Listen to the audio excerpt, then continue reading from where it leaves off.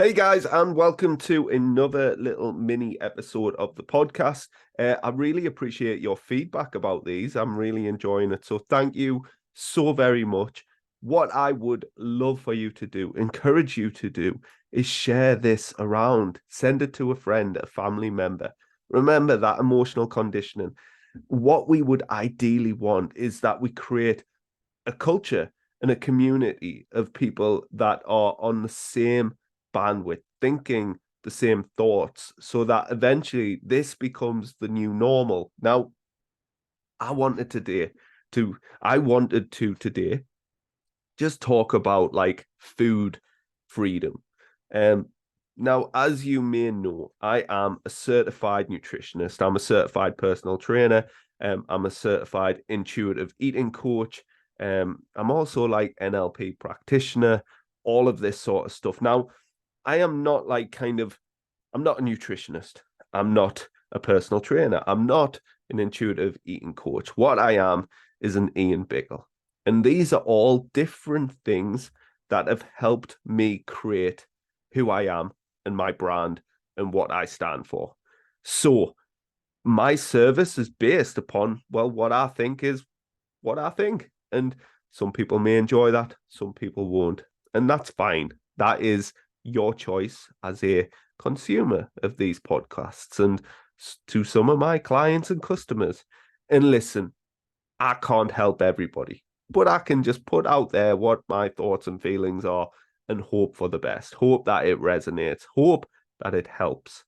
Now, when it comes to food freedom, I've just been talking to a lovely lady, and she was just saying to me how this is consuming so much of her life, thinking about every morsel of food, every calorie, knowing what's in food as well has become so problematic because now it's her thoughts and feelings and her decisions aren't coming from her heart, and it's not certainly not honoring hunger and all of that sort of stuff.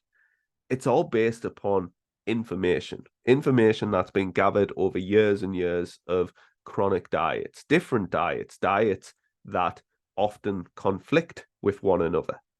You know, sins, points, calories, good food, bad food, macros, all of these sorts of things. And it just becomes overwhelming, and every decision is worried about food. What food's going to be there? Will I be able to stick with my diet? Will it result in me going into fuck it mode? Will it result in me going down the avenues that I've went down so many times? I've been so good, I've tried so hard, I've avoided every situation. It's fatiguing, it's draining, it's tiring. Now, nothing hits home quite like that first diet, yeah? When everything's really exciting and things are happening, the weight is coming off until the inevitable plateau. And this happens to so many people. And what do they try and do? Well, they double down their efforts. They do more of the thing. And inevitably, it's kind of like the big question is, well, where is that going to take you? Where are you going to go when inevitably you hit another plateau and another plateau? And this is where the problems start to occur. Once upon a time, it was maybe just all innocent. All right.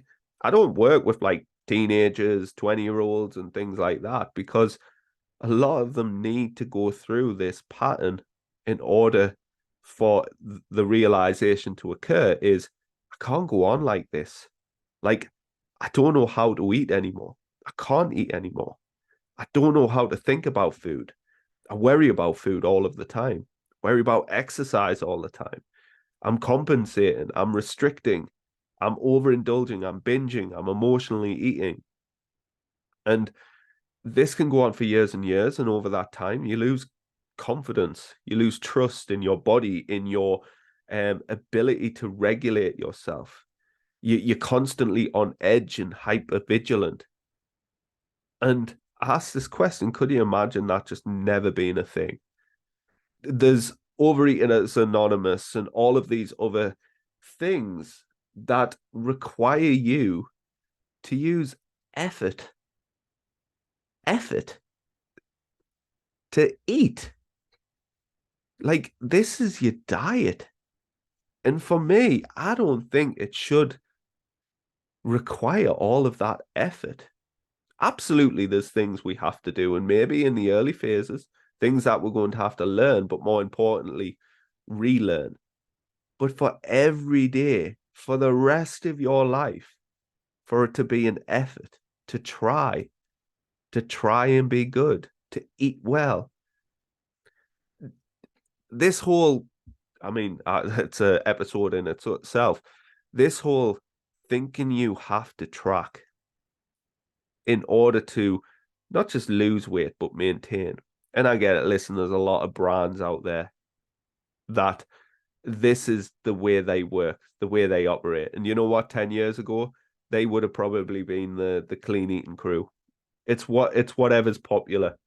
And listen, tracking calories, something that I've done a long, long time ago. But guess what? I was a competitive natural bodybuilder. Who here listening is a competitive natural bodybuilder? Like, let's get rid of the tracking apps. Let's stop playing tracking Tetris and worrying about every morsel of food and chasing around that last grain of rice. Let's stop, fudging the numbers. Because so many people do that. Oh, I'll just not put that in. It's like, what? Like, and quite frankly, majority of my clients that I've helped have borderline got eating disorders or had eating disorders. And they're just so anxious and worried about food. And the thought of food freedom, is it even possible? Could this just not be a thing? Well, absolutely. Could you be one of those people that are just eating and it's not an emotional roller coaster? There's no worry, there's no guilt, there's no shame. Like, for me, that should be the point. And like, I get it. So some people might be, oh, it's all right for you, Ian. It's like, well, no, listen, I can tell you my history. I was borderline obsessive, but I realized this shit ain't working. Took me a long, long time. When I'm working with clients, I will fast track that stuff very quickly. And do you know what? Almost overnight. People will go, that's unbelievable. You can't just fix this overnight. I can, because I'm really good. Now, I'm not saying, oh, you'll lose the weight overnight. That's not what I'm saying. What I'm saying is I will shift your mentality borderline overnight. I work with people over a duration of time, but that duration of time pales in comparison to how many years they've lived and how many years they've lived with this problem. 5, 10, 15, 20, 30 years beyond, stuck in this yo-yo perpetual binge, emotional eating, good, bad, on it, off it, all of this diet talk. Oh, what plan are you on? And then, talking about like good things to put in your macros and all of this bullshit. And it's just like, that's not fun. It's what's called diet bonding. Everyone in Slimming World will do it, like, or the fitness off groups and the calorie tracking macros. And this is the problem with cults. It's a cult. And it's hard to know you're part of a cult until you're out of it. And you're like, oh yeah, that was a bit culty, full of cults, with an N. And here's the problem is I'm telling you now, it's possible. You listening right now who may be really struggling with food, it's absolutely 100% possible for this not to be a thing, for it to just be like, oh, food, yeah, I love it, I enjoy it, I'm a foodie. You can be all of that. I am. I used to work as a chef. Like, I love food. I love experiencing food. Food is such an important part of my life. So I've got to have a great relationship with it. I've got to derive satisfaction from it. But also, it gives me stuff. What does it give you? What does it add to your life? Big part of being successful with this is letting go. And it's really counterintuitive. But trust me, this is what's allowed myself and a lot of my clients to not just lose the weight, but maintain it for a long period of time, forever, is letting go of the desperate dieter's mentality, letting go of fat loss. And again, I'm not saying that fat loss doesn't occur, but ask yourself, how is chasing this left you? Where are you right now? Do you have food freedom, or are you in food prison, diet prison, exercise prison? Every thought. Now, if you are following Mr. Fitness or Mrs. Fitness, and that is their crack, that is their brand. Oh, boring. Oh my God. And on the YouTube, showing a bit of skin, and their hashtag Instagram has got thousands of followers. Guess what? That is their life. That is their crack.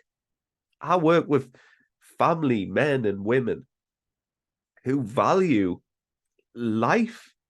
They want to experience more of life.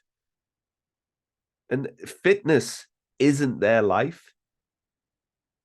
And if fitness isn't my life, it's part of it. I enjoy it, absolutely. And I enjoy going to the gym. It's a hobby. But like, I'm not a bodybuilder. I'm a parent. I'm a family man. I enjoy drinking wine. I enjoy experiencing food. And I'm not willing to compromise that sort of stuff for a couple of percentage digits less of body fat. So I am in my sweet spot, my happy place. And this is where I want to get you, where I want to help you go to. That's totally possible. The likelihood is you don't even know. You haven't asked all of these important questions. What do I want? Think about that. Write down that question. What do I want? Now, I bet you've spoken a lot about what you don't want, and you could rattle off very quickly how you don't want to feel and what you don't want to be, where you don't want to be. But what do you want? And this is where, like, really we start to look at you as a whole, your values, your identity. With many of the people that I help, it's the identity shift that is totally necessary. This isn't a food problem. It's an emotional problem. You need to hear more shit like this. You don't need to hear James Smith and all of these other people calling you a fat, lazy twat and just shouting calorie deficit. That is a caricature. Caricature? That's the word, caricature. That is a brand. That is somebody who is good looking, who is successful, who is got a large following, who will show you the success. But trust me, I get clients coming to me who have failed the scientific tracking calories, macros, calorie deficit stuff. And this is where the fitness industry comes in. Fitness industry and diet industry are just as bad as one another. They are creating this unfortunate shitstorm because the fitness industry shits on the diet industry. Oh, it's stupid. Slimming World's stupid. Macros and calories, energy balance, blah, blah, blah. And then there's the diet industry, which is just another kettle of fish with weird rules. But like, let's be honest, it's all shit. The reason I left the diet industry and the fitness industry is because it didn't align with who I was. Didn't feel right. And I'm a very heart-led person. And I will say what I think and what I believe. We got to remember, listen, and I am not arguing against thermodynamics. I will take many people to school on that shit because I spent so long learning about it. Just because calories matter in terms of weight loss, energy in, energy out, absolutely. Doesn't mean we have to come up with all of these weird rules. Doesn't mean we need to go to that degree of precision and perfectionism in order to regulate your calories. And there's the key word, regulating your calories. Food freedom does that because, in the words of my clients and myself, I eat what I want. Imagine saying that. I just eat what I want. Now, that might stir up just a little bit of, ooh, eat what I want.